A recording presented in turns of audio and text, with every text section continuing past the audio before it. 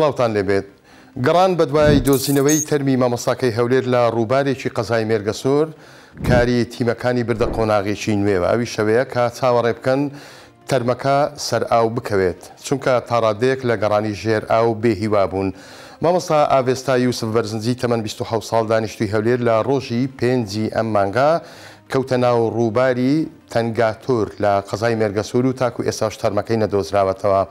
عەقید ئیبراهیم فەریق بەڕێوەبەری بەرگری شارستانی ئاکرێک کە هاوکاری بەرگری شارستانی سۆرانەکات بۆ دۆزینەوەی تەرمی مامۆستاکە بە 1964 ڕاگەیاند تەنیا گۆمێکی قۆڵ هەبوو، گومان ئەکرا لە ناوی دامابێتەوە و گیر بوو بێت، بەڵام تیمەکانی غەواز ماوەی نیو کاتژمێر لە ژێر ئاوی گۆمەکە بۆی گەڕاون و هیچیان بەدی نەکردووە. دوو پاتیشی کردەوە ئەگەر تەرمەکە لە هیچ شتێکی ناو ڕووبارەکە گیر نەبوو بێت، ئەوە لە ماوەی نزیکەی 12 ڕۆژدا سەر ئاو ئەکەوێت و بە ئاسانی ئەدۆزرێتەوە.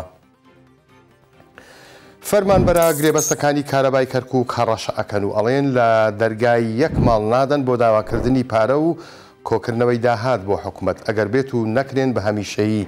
بەیانی ئەمڕۆ فەرمانبەرانی گرێبەستی کارەبای کەرکووک لە بەردەم بینایی بەڕێوەبەرایەتی کارەبا دەستیان بەمانگرتن کرد و داوایان کرد بکرێن بە هەمیشەی. ئەوان دەڵێن کە تەنیا ڕەزامەندی وەزیری دارایی عێراق ماوە مانگانە لە ڕێگەی ئەوانەوە 4 ملیار دینار کۆ ئەکرێتەوە و بۆ خەزێنەی دەوڵەت ئەنێردرێت، کەچی ئەوان یەک داوایان هەیە، ئەویش بە هەمیشەی کردنیانە و نایکەن. ئەحمەد ئیسماعیل یەکێکە لە فەرمانبەرە گرێبەستەکان بە 1964 وێت ماوەکانی پێشوو 15 ڕۆژ مانگرت. یەکسەر داهاتی کارەبا کەم بووەوە، ئێستاش دایانەوێت فێڵ بکەین بڵێین مانگرتووە و لە ژێرەوە کار بکەین، بۆیە هەرگیز ئەو کارە ناکەین.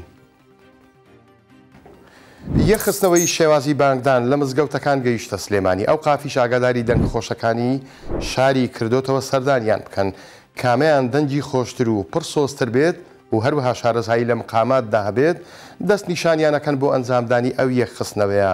ئەوانەی ئەو قافی سلێمانی ئاگاداری کردوونەتەوە بریتین لەو کەسانەی کە بانگبێژ و بانگ خوێنی ناو مزگەوتەکانن. دەیەوێت دوای هەڵبژاردننی دەستەیەک لەوانە ئیدی کەس بۆی نەبێ لە خۆیەوە بچێتە لای مینبەری مزگەوتەکان و بانگ بدات.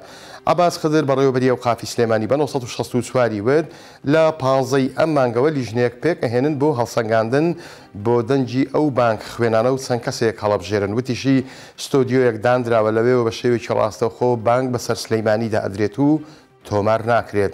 دەشڵێت مەرجە کەسی بانگ بێژ بانگەکە لەسەر مقامە کوردی و هەروەها عێراقیەکان بخوێنێت و نابێت بە هیچ شێوەیەک بانگەکە تێکەڵ بە مقاماتی تورکی و ئێرانی بکرێت. بەشێکی زۆر لە دوکانەکانی ناوبازاری قەزای شارەزور زێدەڕۆییان کردووە. ئەمڕۆ لیژنەکانی قایم قامیەت قۆڵیان لێ هەڵماڵی و با شۆفەڵ زێدەڕۆیی 5 دوکانیان تێک و پێکدا و هەرچی دوکانداری ئەم ناوەش هەبوون لە زێدەڕۆییکردن ئاگاداریان کردنەوە. ئاسۆ عەزیز سەرپەرشتیاری لیژنەکانی لابردنی زێدەڕۆیی لە شارەزور بە 1964 وێت ئەمە ئیشی یەکەم جارمان نییە، پێشتری ئاگادارمان کردوونەتەوە کە نابێت ئەو هەموو زێدەڕۆییە بکەن و خاتریشمان گرتوون ئەوانەی کەشمەچیان هەیە و خراپ دەبێت کاتمان پێداون خۆیان چارەسەری بکەن. مەریوان هاشم دوکاندارە و بە 1964 وێت من 2 مانگە دوکانم داناوە، 80 سانتیمەتر دوکانەکەم بە شوشە هێناوەتە پێشەوە، بەڵام دوکانداری وە هەیە مەترونیوێک بۆ 2 مەتر لە پێشەوەی و دوکانەکەی منیان شاردۆتەوە، هەر بۆیە هێناومەتە پێشەوە بۆ ئەوەی دوکانەکەم دەرکەوێت. ئەو دوکاندارە داوا ئەکات ئەگەر یاسا و ڕێنماییەکان بۆ هەمووان جێبەجێ بکرێت وەکو یەک، منیش خۆم زێدەڕۆییەکەم لا ئەبەم. کاتێکی خۆش بۆ هەموو لایەکتان.